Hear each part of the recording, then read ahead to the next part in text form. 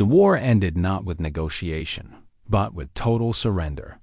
The Korath Dominion, once the most feared military power in the galaxy, handed over their weapons and opened their borders to human observers. Their empire, built on 3,000 years of conquest and cruelty, collapsed in a matter of weeks. Admiral Unapark stood on the bridge of the Indomitable as human ships patrolled the former Dominion space. Her fleet had lost 67 vessels during the war. Thousands of human soldiers had died defending a species they had never met. Captain Minho Kang approached her, a datapad in his hand. "Admiral, the Korath Governing Council is requesting terms. They want to know what tribute we demand, what territories we will claim." Park did not answer immediately.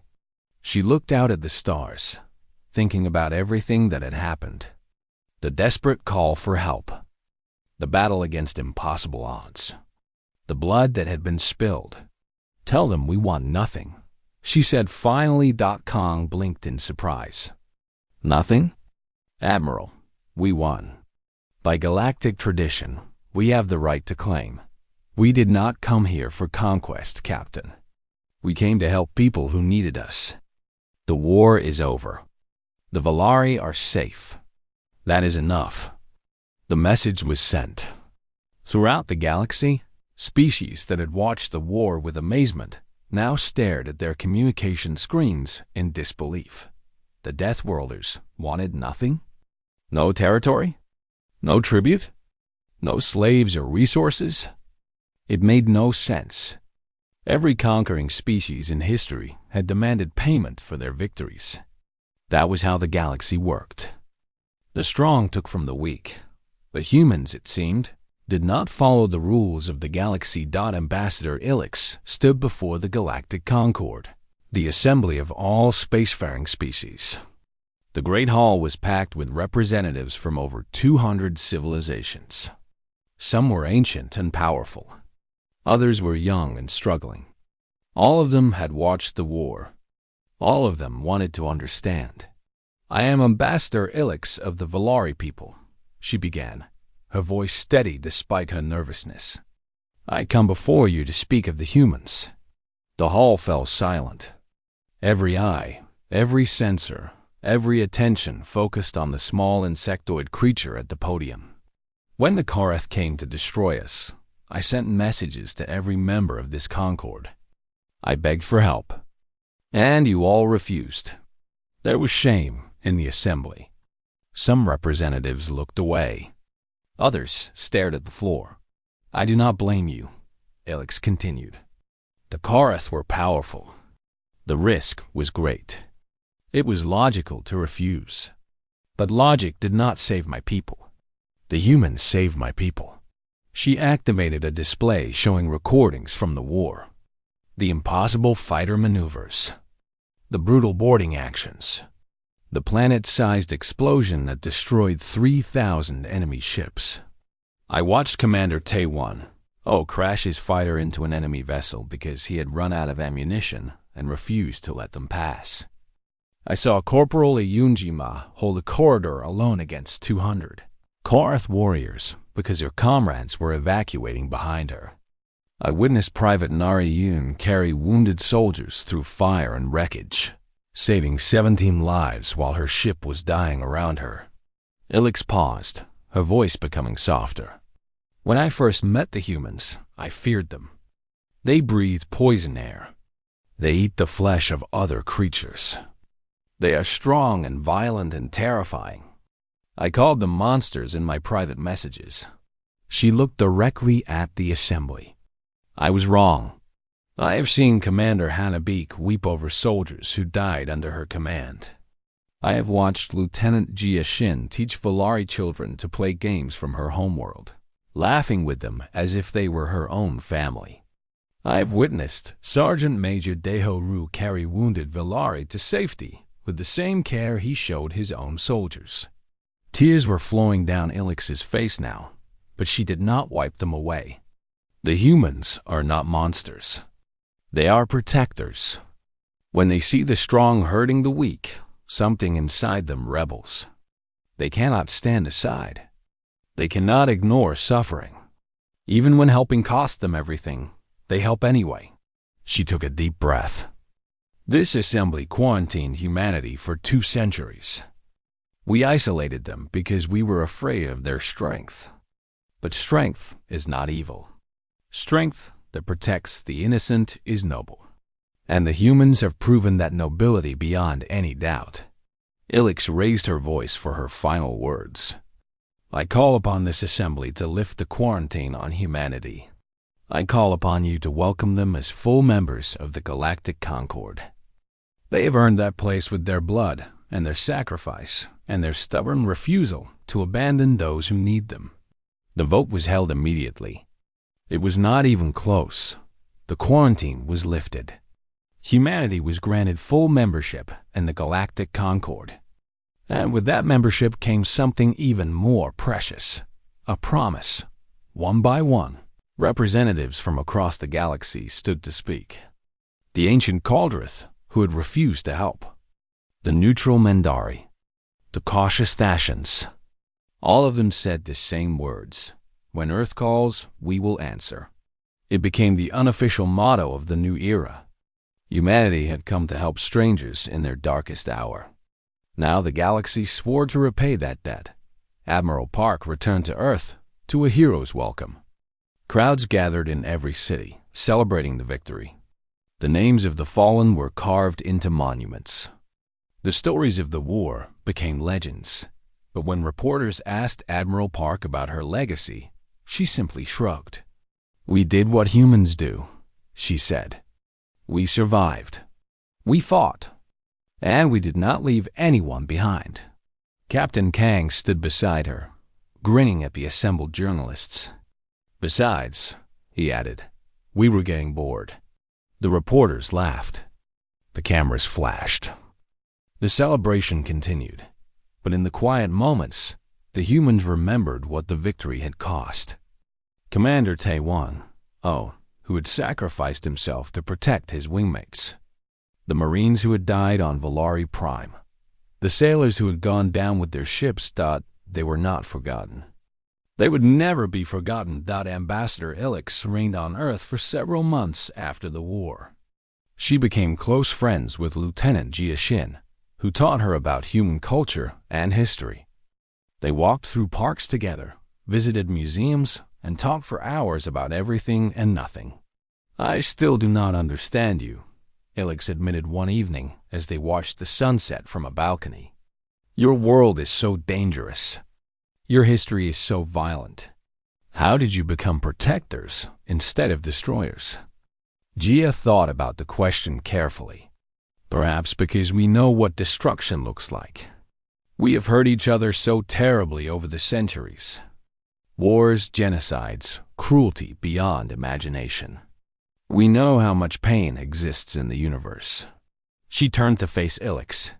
And maybe that is why we cannot stand aside when we see others suffering. We know what it costs. We know how much it hurts. And we refuse to let that pain spread when we can stop it. Ilix nodded slowly. You are strange creatures. You humans. Violent and gentle. Terrifying and kind. I think the galaxy will spend centuries trying to understand you. Jia smiled. That is acceptable. We do not fully understand ourselves most of the time. They laughed together as the sun disappeared below the horizon. Two friends from different worlds, connected by war and blood and impossible courage. Years later, when Ilix was old and near the end of her life, she wrote a book about her experiences. It was titled The Deathworlders, a story of monsters and mercy. It became the most widely read book in galactic history. The final chapter contained her conclusion about humanity. The words that would be quoted for generations to come. I called them monsters when I first met them. I was wrong. They are guardians. The galaxy has many species that can fight. Only humans fight for those who cannot fight for themselves. They did not come to Valari for glory or conquest. They came because we asked for help, and they could not refuse. That simple fact says more about humanity than all the battles they have won. The Deathworlders are not the terrors we feared. They are the protectors we always needed. And the galaxy is safer because they exist.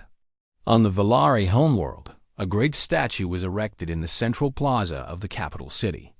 It showed a human soldier carrying a wounded Valari child, both of them looking toward the stars. The inscription beneath it read, "They came from a world of poison and fire. They fought for strangers they had never met. They asked for nothing in return. Remember what they gave us. Remember their names. Remember the Deathworlders who made us free." And the galaxy remembered. Every species that had watched the war remembered. The Korath, humbled and changed, remembered. The ancient powers who had refused to help remembered their shame. Most importantly, humanity remembered. They remembered that strength was not just for conquest. Power was not just for domination. Sometimes, the greatest thing you could do with your abilities was to protect those who had no one else. Admiral Una Park retired from the military and spent her remaining years teaching young officers about strategy and ethics. Her final lesson, given to her last class before her death, became famous throughout the fleet. We are Deathworlders. We are strong because our world made us strong. But strength without purpose is empty. Strength without honor is worthless. Remember why we fight. We fight because someone needs us. We fight because the alternative is watching innocent people die. We fight because, in the end, that is what humans do. She smiled at her students, the same calm smile she had worn before the Battle of Valari Prime. Never forget that. Never let the galaxy forget. The news of the Eighth Fleet's destruction spread through the Korath Dominion like a plague. For 3,000 years, the Korath had never lost a major battle. They had conquered dozens of species, burned hundreds of worlds, built an empire on fear and violence. And now a species they had never heard of had crushed their fleet in a single day. Supreme Commander Vokrath the Unbroken stood in his war chamber, surrounded by his generals. He was the largest Korath alive, his body covered in scars from a century of combat. No enemy had ever defeated him. No wound had ever stopped him. He was furious beyond words. How? He demanded, his voice shaking the walls. How did 200 primitive ships destroy 500 of our finest warships? The humans are different, Supreme Commander, said General Krax nervously. Their pilots fly with no regard for their own safety. Their soldiers fight even when wounded. They do not surrender or retreat. Then they are stupid. Bravery without sense is foolishness. With respect, Supreme Commander, I do not think it is foolishness. I think it is something worse. I think they genuinely do not fear death. Vokrath slammed his massive fist on the table, cracking the stone surface. Then we will give them death in numbers they cannot imagine. I want every ship in the Dominion fleet mobilized. Every warrior, every weapon. We will crush these humans and their pathetic Valari pets together. The order went out across the Empire.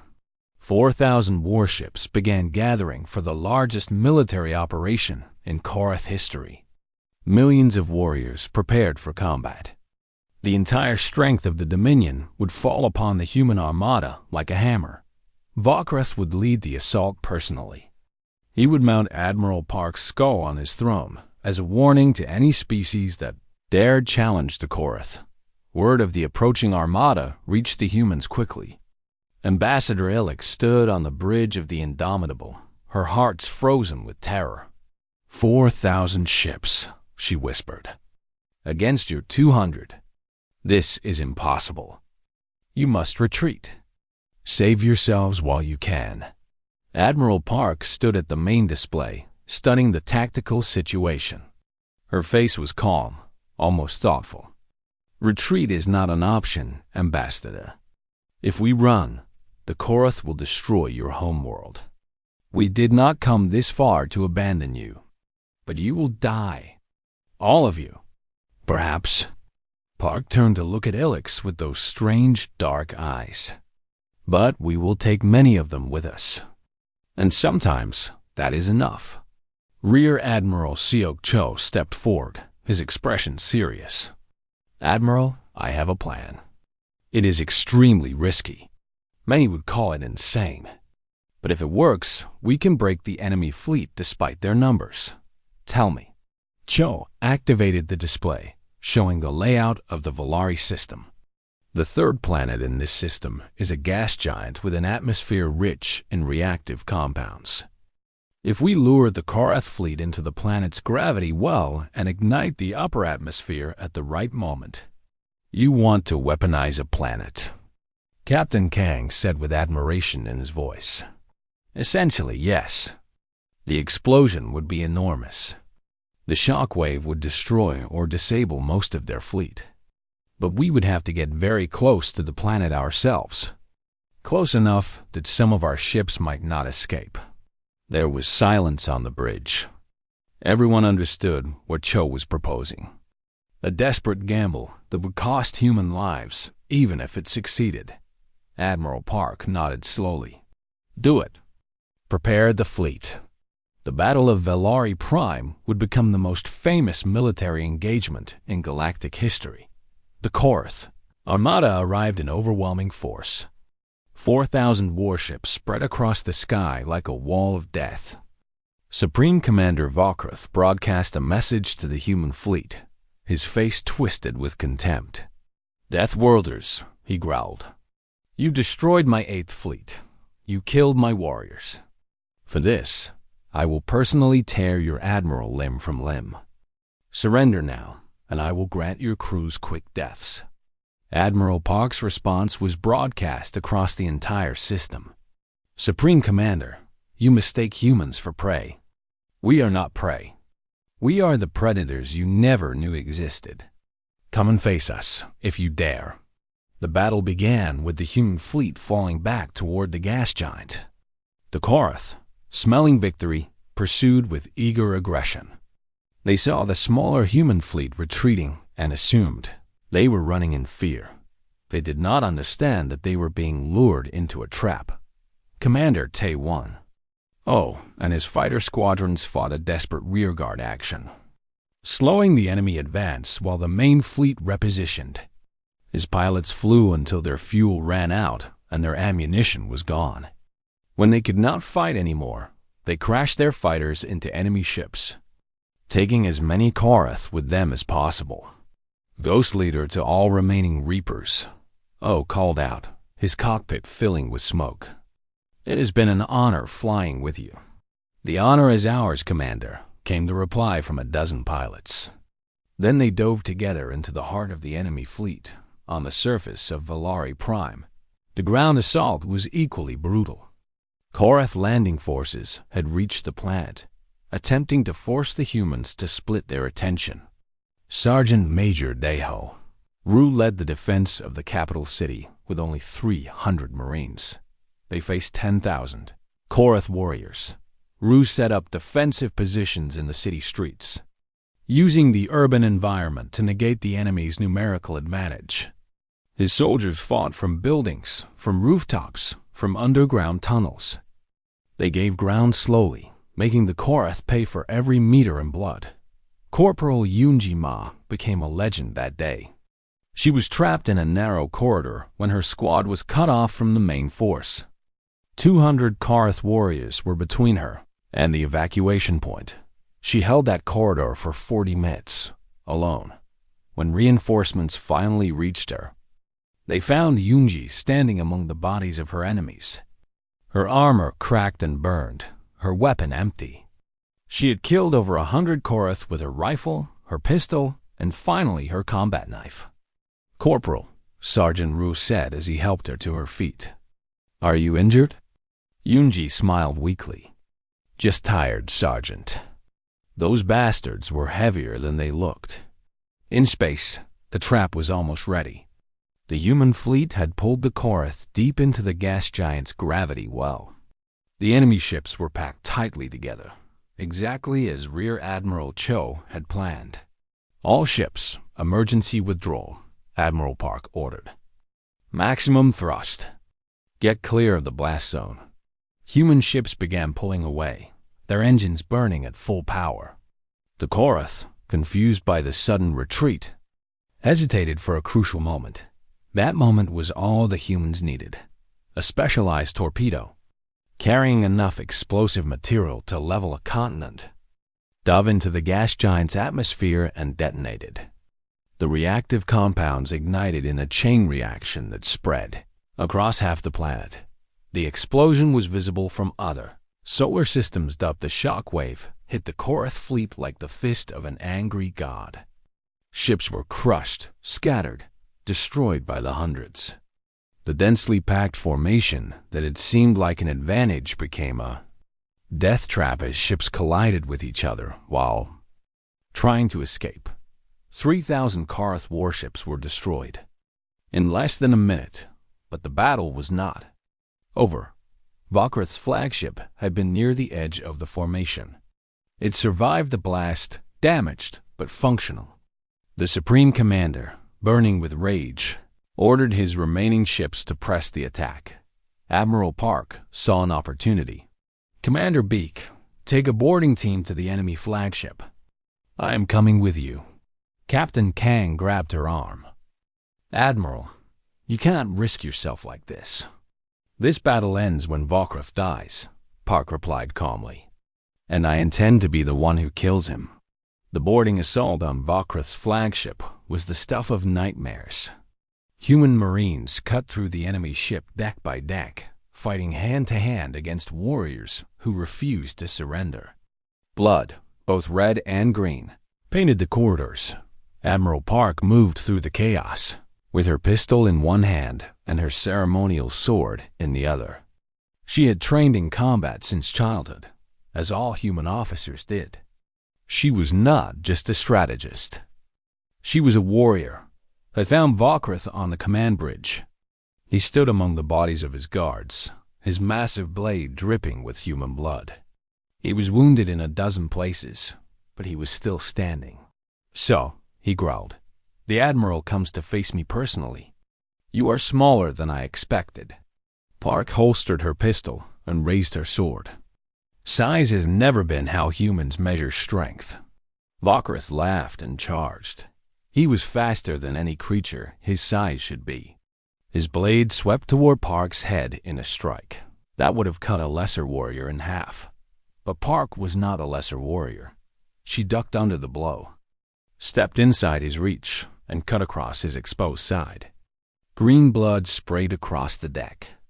Vokrath roared in pain and swung his blade again, but Park was already moving, dancing around his massive form. Your empire is broken, she said as she cut him again. Your fleet is destroyed. Your legacy will be failure.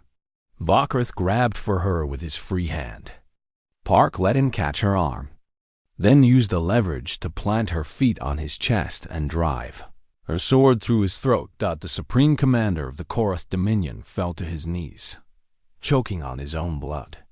He stared at the small human woman who had killed him, unable to understand how this was possible. You asked what happened when you threatened the innocent in front of humans, Park said quietly. Now you know. Vokrath the Unbroken died on his knees, defeated by a creature half his size. The news of his death spread through the remaining Korath ship. The Korath 8th Fleet arrived like a swarm of metal locusts.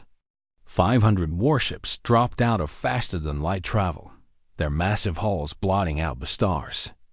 Commander Zerthax, the fleet leader, stood on the bridge of his flagship and smiled with satisfaction.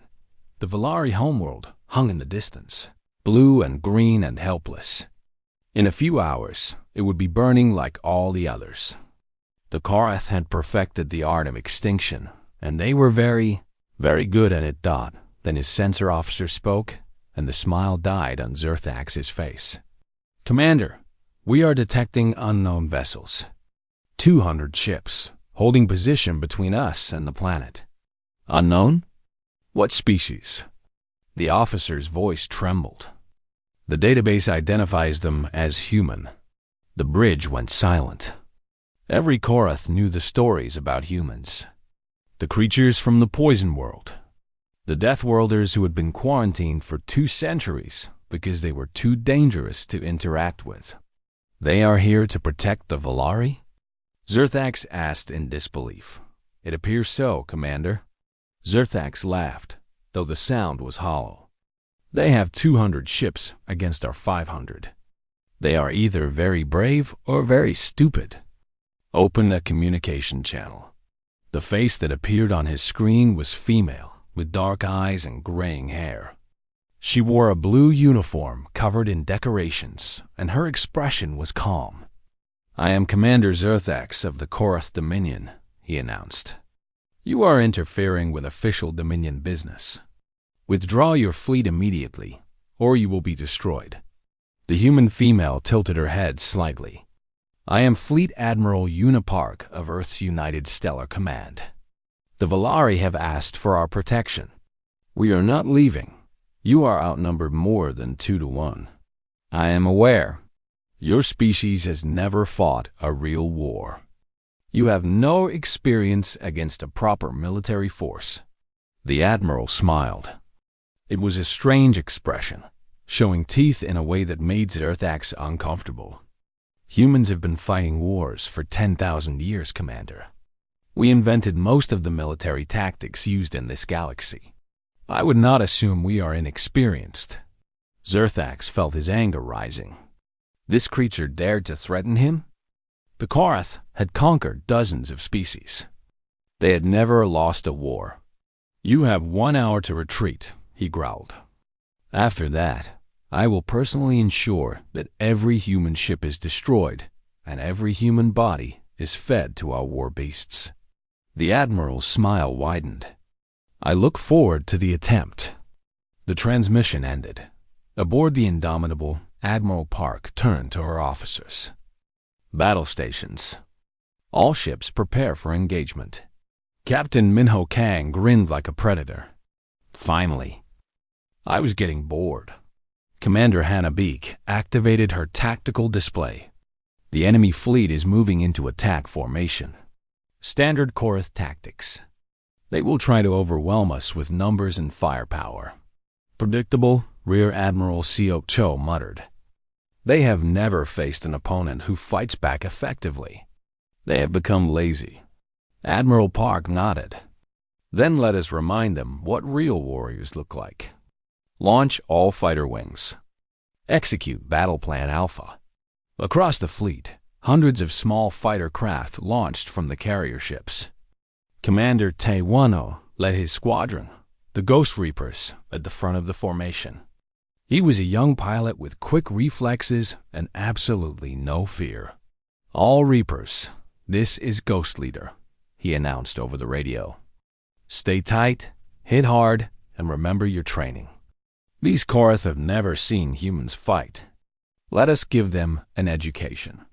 The fighters screamed toward the enemy fleet at incredible speed. The Korath launched their own interceptors, expecting an easy victory. Their pilots were experienced and well-trained. They were not prepared for humans. The first engagement was chaos. Human fighters performed maneuvers that should have been impossible, pulling turns so tight that the G-forces would have killed any other species. But humans had evolved on a heavy gravity world. Their bodies were designed to handle stress that would break alien bones. Commander O dove through the enemy formation, his weapons firing in precise bursts. 3 Korath fighters exploded around him. He rolled, dodged incoming fire, and destroyed 2 more. "Ghost 4, on your tail." He shouted, "I see him, leader." Ghost 4, a pilot named Zubin, pulled a vertical climb that made the pursuing Korath overshoot. She flipped her fighter completely around and destroyed the enemy from above. The Korath pilots began to panic. They had expected easy prey. Instead, they faced hunters who laughed while killing. On the main battlefield, the capital ships engaged. The Korath strategy was simple. Close range, maximum firepower overwhelmed the enemy with sheer numbers. It had worked against every species they had conquered. It did not work against humans. "Admiral, Park had studied Korath tactics for weeks before the battle. She knew exactly what they would do, and she had prepared a response that would break their spirit. "Carrier groups, execute pincer movement," she ordered calmly. "Battleship line, hold position, and draw their fire. Commander Beak, begin your operation." Captain Kang's carrier group swung wide around the enemy fleet, drawing their attention in two directions. The Korath had to split their forces, weakening their main assault. Meanwhile, Commander Beak's stealth frigates had been invisible since the battle began. 12 small ships with specialized cloaking technology, crewed by the deadliest special operations soldiers in the human military. They slipped through the chaos of battle until they reached the heart of the Korath fleet, the enemy command ships. "Boarding parties ready," Beak announced quietly. "Target the enemy flagship. We are going to cut off the head." The frigates attached to the Korath command vessel like parasites. Airlocks burned through the hull, and human marines poured into the ship. Sergeant Major Deho Ru led the assault. He was a mountain of a man, covered in powered armor that made him even more terrifying. His weapon was a heavy assault rifle that would break the arms of any alien who tried to fire it. The Korath warriors waiting inside were massive creatures, covered in natural armor and standing 2 heads taller than the largest human. They roared challenges and charged with their blade, weapons raised. They died in seconds. Human soldiers moved through the corridors like water, flowing around obstacles and eliminating enemies with brutal efficiency. They worked in teams, covering each other, communicating with hand signals and short bursts of radio. "Sergeant." Ru kicked down a door and found himself facing 20 Korath warriors. He did not hesitate. He charged into them, his weapon firing, his armored fists crushing skulls when he ran out of ammunition. When the smoke cleared, Ru stood alone among the bodies. He was breathing hard, but he was smiling. "Command deck secured," he reported, moving to secondary objectives. Back in the main battle, the Korath 8th Fleet was dying. They had expected to outnumber and overwhelm their enemy. Instead, they faced warriors who refused to retreat, who pressed every attack, who treated death as an acceptable price for victory. Private First Class Narration worked in the medical bay of a frigate that had taken heavy damage. The ship was on fire. The hull was breached in 3 places.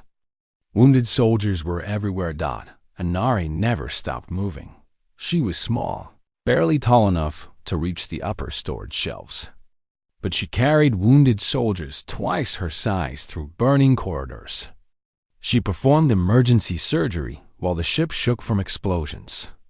She saved 17 lives in 4 hours, refusing to rest even when her commanding officer ordered her to. "There are still wounded in Section 7, she said stubbornly. "I am not leaving them." She went into Section 7.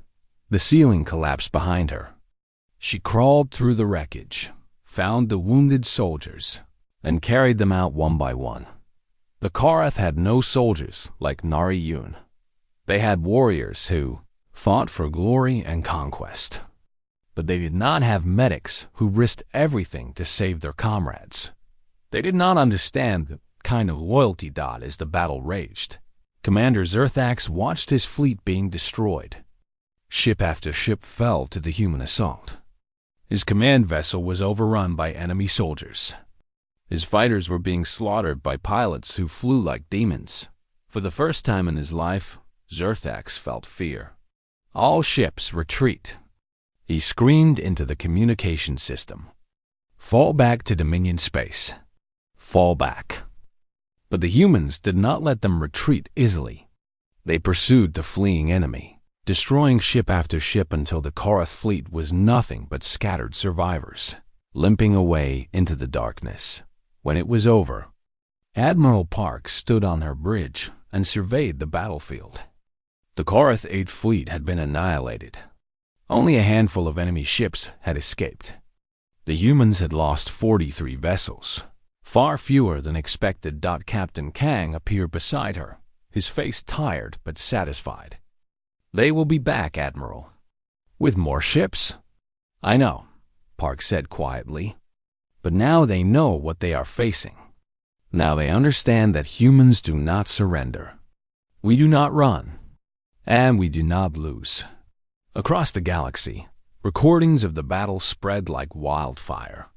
Species that had refused to help the Valari watched in stunned silence as the Deathworlders systematically destroyed a fleet twice their size. They saw human fighters performing impossible maneuvers. They saw human soldiers boarding enemy ships and fighting hand-to-hand with creatures twice their size. They saw a small medic carrying wounded comrades through fire and wreckage. And they finally understood why the Deathworlders had been quarantined. Not because they were monsters, because they were the Mo. The fire fell from the sky like rain. Ambassador Ilix watched through the observation deck of the orbital station as another city disappeared beneath the flames. The Korath warships moved slowly across the horizon, their weapons burning everything below. 3 million Valari had lived in that city. Now there was only ash and silence. Her 4 delicate arms trembled as she gripped the railing. The Valari were not built for war. Their bodies were thin and fragile, covered in soft blue chitin that cracked easily. Their eyes, large and dark, were made for reading ancient texts and studying the stars, not for watching their world die. "Ambassador," said her assistant, a young Valari named Thesa, "the High Council is waiting." Ilix turned away from the window. She had served as ambassador for 60 cycles. She had negotiated treaties with dozens of species. She had believed, truly believed, that the galaxy was a place of reason and cooperation. Now she understood how wrong she had been. The council chamber was filled with panic. The 12 elders sat in their ancient seats, but their usual calm was gone. Some were weeping. Others stared at nothing, their minds broken by grief. "How many colonies have fallen?" asked Elder Voss, his voice barely a whisper. 7, Ilix answered. "The Korath have destroyed 7 of our 12 colonies. Estimated casualties are beyond counting. Perhaps 200 million dead. The number hung in the air like poison, and our defense fleet? Gone. Our ships were designed for research and exploration. The Korath cut through them in hours." Elder Voss closed his large eyes. "Then we must surrender. Perhaps they will show mercy." "They will not," Ilix said firmly. "The Korath do not want our resources or our technology. They want our extinction. We are too weak to threaten them, but we are intelligent enough to potentially become a threat someday. They are removing that possibility forever. Then what hope do we have?" asked Elder Mira, the youngest of the council. Ilix straightened her thin body. "I have sent a message to every species in the Galactic Concord. A plea for military assistance. Someone must help us." For a moment, hope flickered in the chamber. The Galactic Concord was an alliance of over 200 species. Surely someone would answer. The responses came over the next 3 days. One by one, the great powers of the galaxy refused. The Thascians expressed sympathy, but explained that their fleet was committed to defending their own borders. The Vorik Collective offered prayers, but no ships. The Mandari Republic sent a formal letter explaining that intervention would violate their neutrality agreements. Even the mighty Kaldrith Empire, the oldest and most powerful civilization in the Concord, declined. Their message was simple and cold. The Korath Dominion is too strong. Confrontation would result in unacceptable losses. We advised the Valari to negotiate or evacuate. Evacuate to where? The Korath would hunt them across the stars. Ilix sat alone in her quarters, reading the final rejection. She had failed. Her people would die, and the galaxy would watch and do nothing. Then her communication screen flickered. A new message appeared, marked with coordinates from a sector that made Ilix's blood run cold. Sector 7G, the quarantine zone. The region of space that all civilized species avoided. The home of the Deathworlders. Ilex had heard the stories. Of course. Everyone had. There was a species called humans who came from a world so hostile that it should not have produced intelligent life at all. A world of extreme gravity, violent weather, massive predators, and toxic atmosphere. The Galactic Concord had discovered them 2 centuries ago and immediately voted to quarantine their entire solar system. The humans were considered too dangerous to interact with, too unpredictable, too violent. And now they had responded to her message. Ilex opened the transmission with shaking hands. The face that appeared on screen was strange and terrifying. The creature had smooth skin in a shade of brown, with 2 small eyes and a mouth filled with flat teeth designed for crushing food. It wore a uniform of dark blue, decorated with symbols Ilex did not recognize. "This is Fleet Admiral Unipark of Earth's United Stellar Command," the creature said. Its voice was surprisingly soft, almost gentle. "We received your distress signal, Ambassador. I understand your people are facing extinction." Ilex tried to speak, but her voice caught in her throat. She was talking to a Deathworlder, a monster from a world that killed everything. "Yes," she finally managed. "The Korath Dominion is destroying our colonies. No one will help us. We are dying. We are dying." Admiral Park nodded slowly. Something changed in her eyes. The softness disappeared, replaced by something cold and hard. "How many ships does the enemy have?" "Their 8th fleet is currently in our territory. Approximately 500 warships." "And how long until they reach your homeworld?" 12 days. Perhaps less. Admiral Park turned away from the screen and spoke to someone Ilex could not see. There was a brief conversation in the human language, fast and sharp. Then the Admiral faced her again. "Ambassador, I am mobilizing the 2nd Expeditionary Armada. 200 warships. We will be in your territory in 9 days." Ilex could not believe what she was hearing. "You will help us? But why?" "We have nothing to offer you. We are strangers." The Admiral smiled. It was a strange expression, showing teeth in a way that would be threatening among most species. But somehow, on this human face, it seemed almost warm. "You asked for help," Admiral Park said simply. "That is enough." The transmission ended. Ilex sat in silence for a long time. She did not know whether to feel hope or terror. The Deathworlders were coming. The monsters from the Poison World were coming to save her people. She thought of the old stories. Humans could survive injuries that would kill any other species. They required almost no sleep. They ate the flesh of other creatures. They had spent their entire history fighting each other, developing weapons and tactics of terrible efficiency. And now they were angry on behalf of the Velari. Ilex sent a message to the High Council with trembling hands. "Help is coming, but I fear we may have invited something worse than the Korath into our home." Far across the galaxy, aboard the flagship Indomitable, Admiral Unipark stood before a massive display screen showing the positions of 200 human warships. Her senior officers gathered around her, their faces serious and ready. "Ladies and gentlemen," she said, her voice calm and steady, "we have a mission. An innocent species is being exterminated by bullies with bigger guns. I do not intend to let that happen."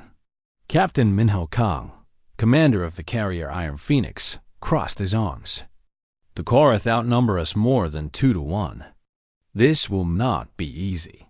"I did not ask for easy, Captain. I asked for victory." Commander Hannah Beek, head of Special Operations, studied the tactical display. "The Korath have never fought humans before. They do not know what they are facing. Then we will educate them," said Rear Admiral Seok Cho, his eyes cold and calculating. "Painfully." Admiral Park looked at her officers. These were the children of Earth, born on a world that tried to kill them every day of their lives. They had survived ice ages, plagues, predators, and their own violent nature. They had clawed their way into the stars through pure determination. The Korath thought they were the apex predators of the galaxy. They had never met humans. "Set course for Volari space," Admiral Park commanded. "Maximum speed. We have a war to win." The engines of 200 warships roared to life, and the Deathworlder Armada began its journey across the stars.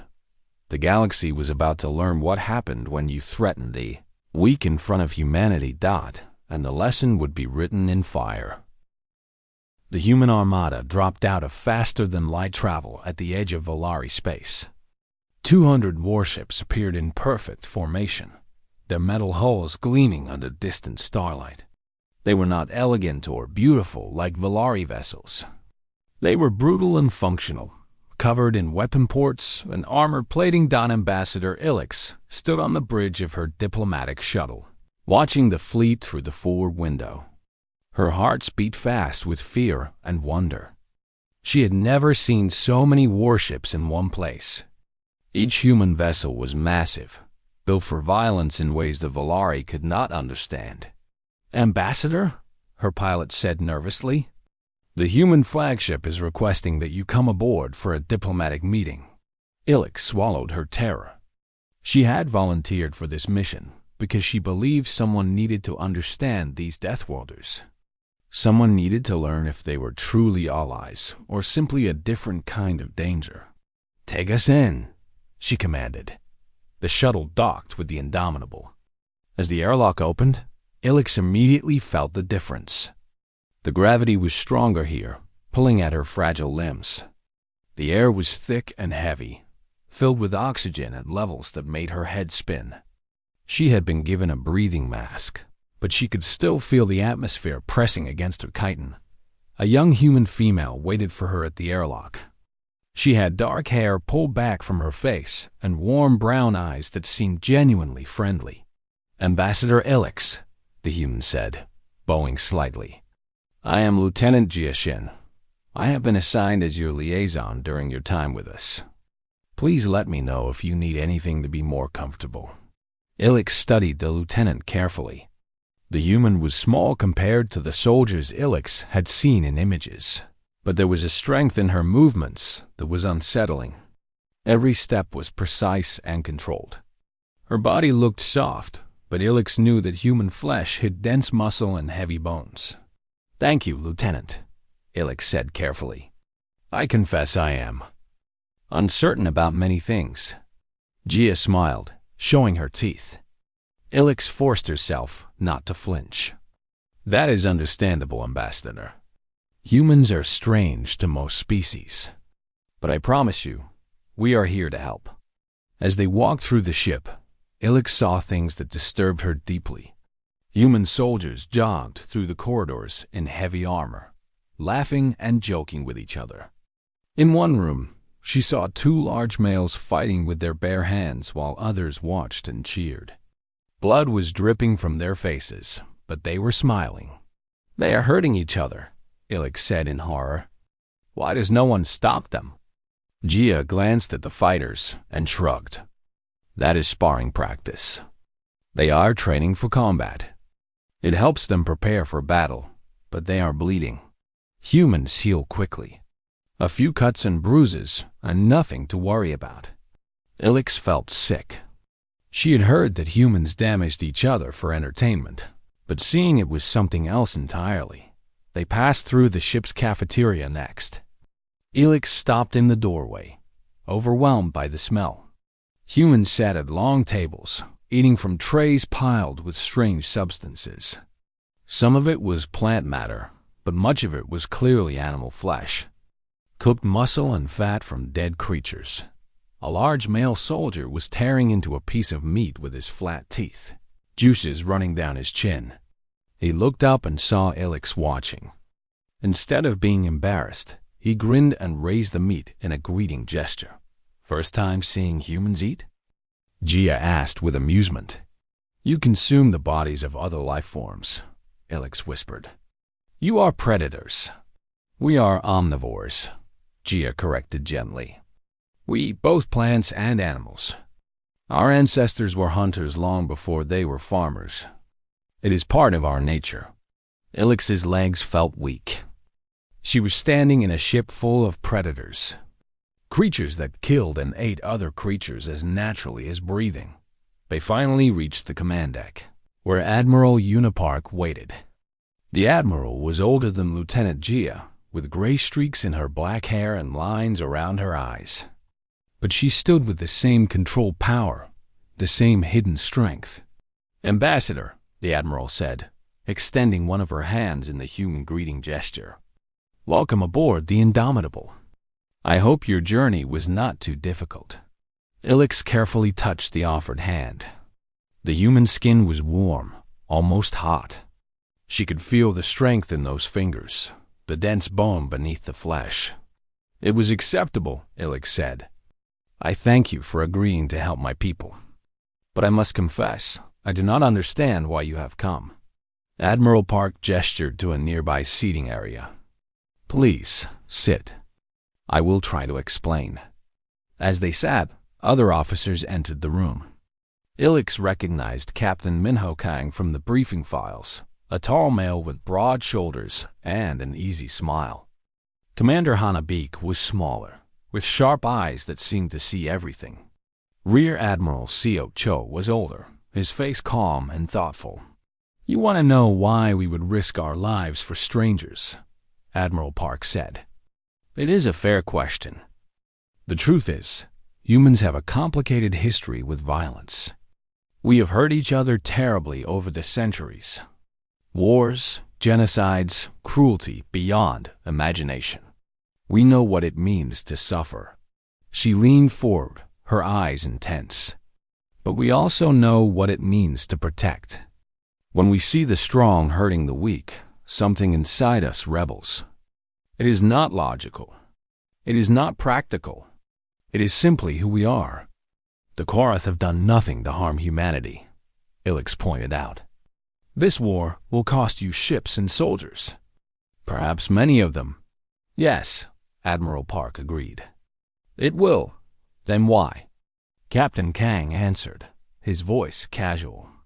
Because bullies should not win. It is that simple.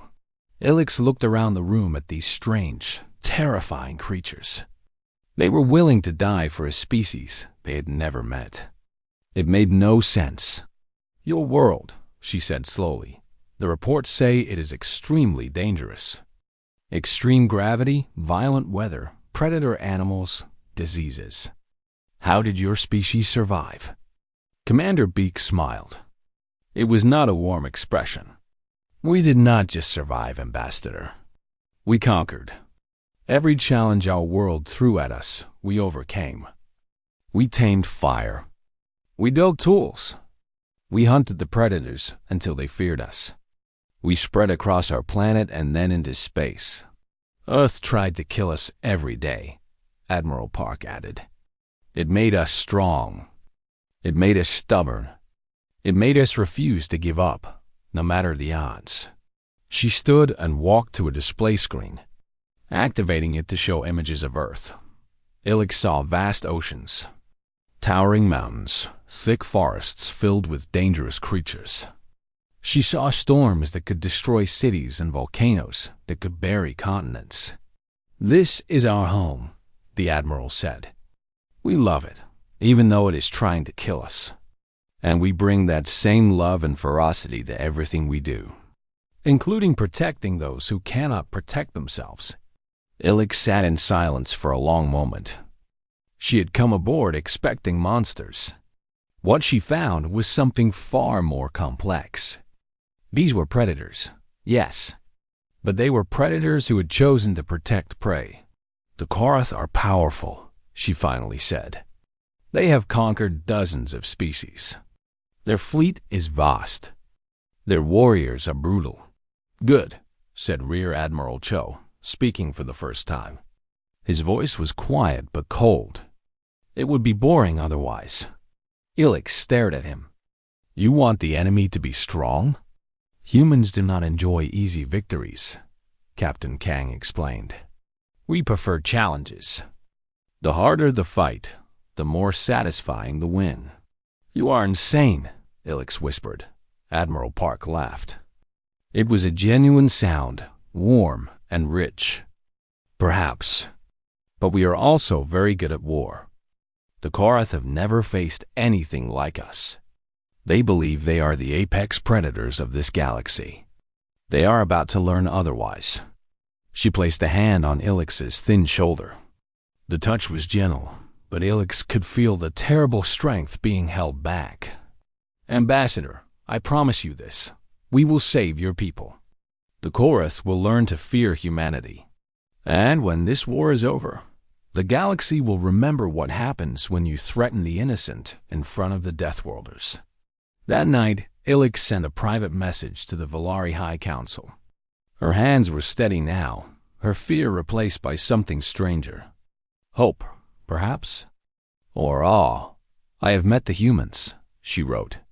They are everything the stories say and more. They are violent, powerful, and utterly terrifying. But they are also kind, loyal, and impossibly brave. I believe they will save us. She paused, then added one more line. I also believe the Korath have made a terrible mistake.